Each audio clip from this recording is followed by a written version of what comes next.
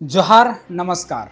मैं मोतीलाल महतो। दिन 15 अगस्त वर्ष 1947 हम आज़ाद हो रहे थे, यानी हम स्वतंत्र हो रहे थे। स्वतंत्र, हम अपने कार्यों के लिए स्वतंत्र हो रहे थे। हम अपना वो कार्य करने के लिए स्वतंत्र हो रहे थे जो हम करना चाहते थे। मतलब स्वतंत्रता इसलिए कि हम किसी के साथ शोषण नहीं करेंगे, किसी का जुल्म नहीं करेंगे।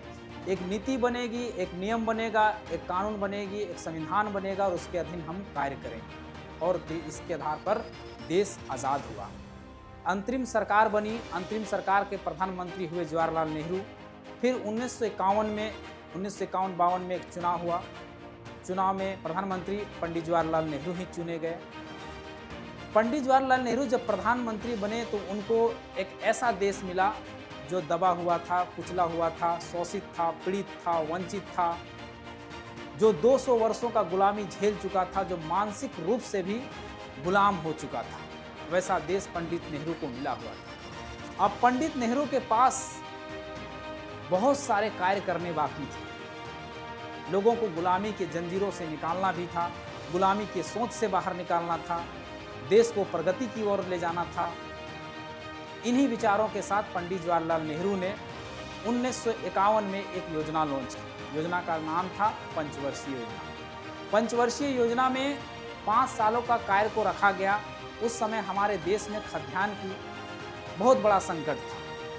हमारे यहाँ उत्पादन कम होती थी, आबादी बहुत ज़्यादा था, खाने वाले लोग बहुत ज़्यादा थे। तो पंचवर्षीय योजना लॉन्च किया गया और 5 वर्षों का लक्ष्य रखा गया कि हम खाद्यान्न के उत्पादन को बढ़ाएंगे। और इस तरह से दूसरे देशों से हाइब्रिड बीज लाए गए, खाद का आयात किया गया और खाद्यान्न के उत्पादन को बढ़ाया गया। जब इसकी सफलता मिली तो प्रधानमंत्री पंडित जवाहरलाल नेहरू और उसकी कुनबा, उनके मंत्रिमंडल ने फिर से विचार किया और दूसरा पंचवर्षीय योजना लॉन्च की, जिसका काम था औद्योगिकरण का विकास करना, यानी बड़े बड़े उद्योगों, बड़े बड़े कंपनियों का स्थापना करना।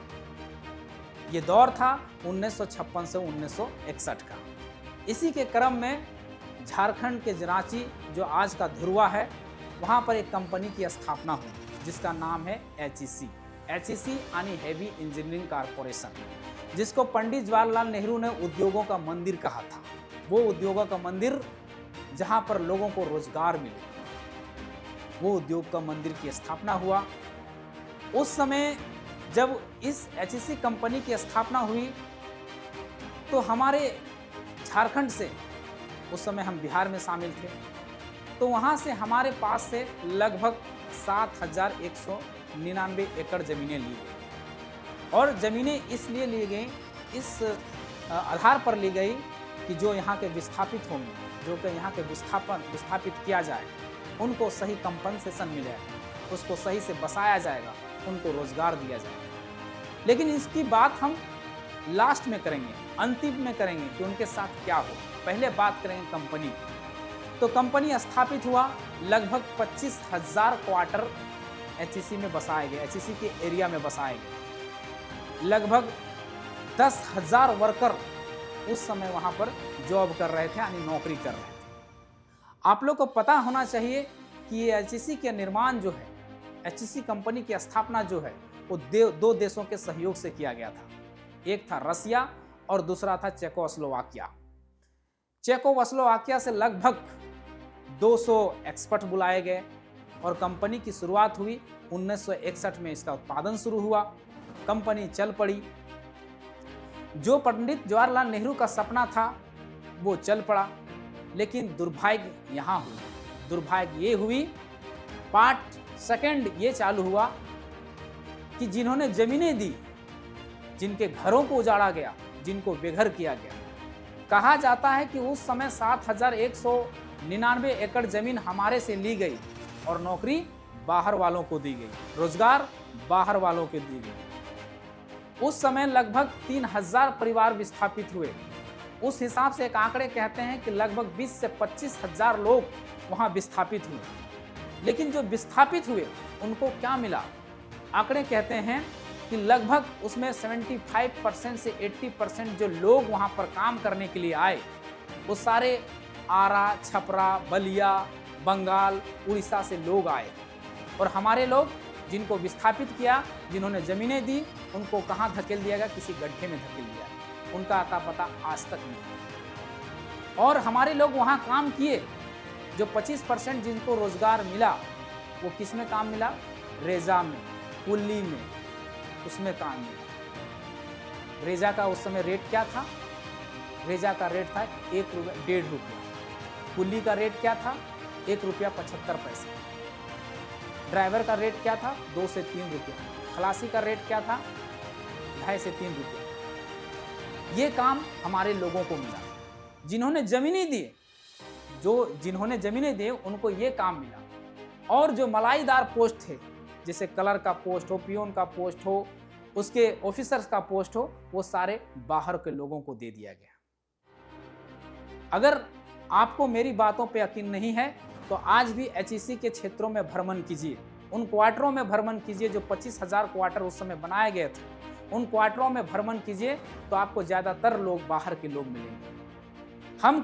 हम झारखंडी कभी भी विकास का विरोधी नहीं है, हम विकास का विरोधी कभी भी नहीं है, लेकिन विकास हो, लेकिन विनाशवाद के सिद्धांत पर विकास हम नहीं चाहते। विकास अगर कंपनियों का हो, विकास अगर देश का हो, विकास अगर राज्य का हो, तो साथ साथ में विकास हमारा भी होना चाहिए। लेकिन आज जिन्होंने जमीनें दी, उनका स्थिति क्या है? आप जिनके पुरखों ने, जिनके पूर्वजों ने जमीनें दी, उनके वंशज को आज जाकर देखिए तो ढूंढने से नहीं मिलेंगे। शायद आप माइक्रोस्कोप से देखेंगे, अगर टेलीस्कोप से देखें, माइक्रोस्कोप से उसको ढूंढने का प्रयास करें तो शायद नहीं मिलेंगे। वो कहाँ चले गए? मर गए या मार दिए गए? विचारणीय है। कंपनी धीरे धीरे चल पड़ी, कंपनी ने बड़े बड़े काम किए, कंपनी ने परमाणु संयंत्र के निर्माण के लिए जो मशीनें होती है उनको बनाया, रक्षा के लिए जो मशीनें हैं उनको बनाया, बहुत बड़े बड़े कीर्तिमान स्थापित किए। लेकिन कंपनी का भी कहा जाता है कि एक कंपनी को फिर इसका तीसरा पार्ट शुरू होता है कि कंपनी को आखिर आज कंपनी कहाँ है, कंपनी आज क्यों डूब गई, कंपनी आज बर्बाद क्यों हो गई, इसका भी एक सवाल है। कंपनी को बर्बाद करने वाला कोई और नहीं, वहाँ के अधिकारी हैं, वहाँ के पदाधिकारी हैं और सरकारें हैं। ये दोनों ने मिलकर उस कंपनी को बर्बाद किया। और बर्बाद इस तरह से किया, बर्बाद वहाँ के जो बाहरी लोग थे, बाहरी पदाधिकारी थे, वो तो मलाईदार पोस्ट लेकर मलाई खाकर तो निकल गए। लेकिन बर्बाद कौन हुआ? जिन्होंने वहाँ जमीनें दी, बर्बाद वो हुए। बर्बाद वो हुए, उस राज्य के लोग बर्बाद हुए। क्यों? आज एचईसी कंपनी रहती तो वहाँ के लोगों के लिए सहारा बनती, लेकिन सारी बर्बादी का कारण वहाँ के पदाधिकारी, बड़े पदाधिकारी और सरकारें रही। आज कंपनी डूब गई है। कंपनी अपनी ज़मीनें बेचकर अपने कर्मचारियों का वेतन दे रही है। क्यों? इसका बर्बादी का कारण कोई और नहीं, ये दो लोग हैं, एक वहाँ के पदाधिकारी और दूसरा सरकार, और कोई तीसरा और कोई नहीं। मैं मॉरल ऑफ स्टोरी में ये कहता हूँ सरकारों से, दोनों सरकार से, केंद्र सरकार से और राज्य सरकार से और वहाँ के पदाधिकारीगण से, कि आप लोग बैठें, साथ मीटिंग करें और एचईसी को कैसे पुनर्जीवित किया जा सकता है, इस विषय पर विचार करें। आज टेक्नोलॉजी आगे बढ़ गई है, मशीनें आगे बढ़ रही हैं, दुनिया तरक्की कर रही है और हम नीचे जा रहे हैं। जो कंपनी हमने स्थापित किया है उस कंपनी को भी हम डुबा रहे हैं और दूसरी कंपनी लगाने की बात करते हैं। रघुवर दास का कार्यकाल रहे चाहे हेमंत सोरेन का कार्यकाल रहे, बड़ा हम एमओयू पर हस्ताक्षर करते हैं कि फलना कंपनियां आएंगी, फलना कंपनियां आएंगी, हज़ारों करोड़ का इन्वेस्टमेंट होगा। अरे हमारे पास जो कंपनियां हैं उनको हम बचा नहीं पा रहे, जो कंपनियां ऑलरेडी चल रही हैं उसको संरक्षित नहीं कर पा रहे, वो डूबती चली जा रही हैं और बड़ा हस्ताक्षर करके आ रहे हैं। वो तो खैर धरातल पर आने वाली है नहीं, कभी धरातल पर आई नहीं। रघुवर दास ने जो नहीं उड़ना चाहिए था उस हाथी को भी उड़ा दिया। उड़ेगा कि नहीं?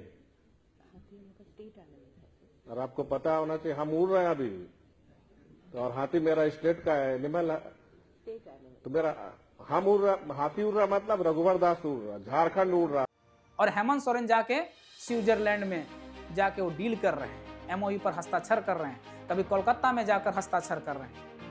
केवल हस्ताक्षर करने से नहीं कंपनियां बचने वाली। आज तक भी एक कंपनी नहीं बसी। ऐसा अभी तक आंकड़े हैं, अभी तक सरकारों के आंकड़े 10 साल के आंकड़े मैं बताता हूँ, 2015 से लेकर 2025 तक के आंकड़े, 10 साल के आंकड़े में बताता हूँ, लगभग 326 MOU पर हस्ताक्षर हो चुके हैं। लेकिन हमें नहीं लगता है कि 26 कंपनियां भी झारखंड में आई होंगी, नहीं आई। तो मैं सरकार से निवेदन ये करना चाहता हूँ, मैं विनती ये करना चाहता हूँ कि जो कंपनियां आपके पास है उसको पुनर्जीवित करने का प्रयास करें। आज जिस HEC में 10,000 लोग काम करते थे, रसिया से एक्सपर्ट्स बुलाए गए थे, चेकोस्लोवाकिया से एक्सपर्ट्स बुलाए गए थे, वो कंपनी आज बंद पड़ गई। जिस पुराना विधानसभा को आप अभी भी गूगल में सर्च करेंगे या मैप में जब सर्च करेंगे तो उस रसिया, वो पुराना विधानसभा रसिया हॉस्टल के नाम से जाना जा रहा है। उसमें आज भी रसिया हॉस्टल लिखा जाता है। क्यों? क्योंकि वहाँ रसिया के एक्सपर्ट रहते थे HEC को चलाने के लिए। इतना बड़ा उद्योग, इतना बड़ा फैक्ट्री, इतना बड़ा कंपनी हमारा बंद पड़ गया, इतना बड़ा कंपनी हमारा धाराशायी हो गया। इस सरकार को सोचने की जरूरत है। सरकार चाहे तो इसको पुनर्जीवित कर सकता है, सरकार चाहे तो इसको चला सकती है, लेकिन हाँ, दोनों को अपनी ईमानदारी से कार्य करना पड़ेगा, सरकार को भी और वहाँ के पदाधिकारी को भी। और हम तीसरा ये चाहते हैं कि जिसने भी ये ज़मीनें दी हैं, जहाँ तक 7,199 एकड़ जो ज़मीनें दी हैं, अगर उन पे कार्य नहीं हो रहा है, अगर एक्स्ट्रा ज़मीनें ली गई हैं, तो मैं चाहता हूँ कि जो ज़मीन के लैंडलॉर्ड्स, जो ज़मीन के मालिक हैं, जो ज़मीन दाता हैं, जिनमें ज़मीन में काम नहीं हो रहा है, उनको लौटा दिया जाए। और अगर लौटा नहीं पा रहे हैं तो उनको सही से कंपनसेशन दिया जाए और उनको रोजगार दिया जाए, उस कंपनी को पुनर्जीवित किया जाए। यही हमारी मांग है। धन्यवाद। जोहार। जय झारखंड।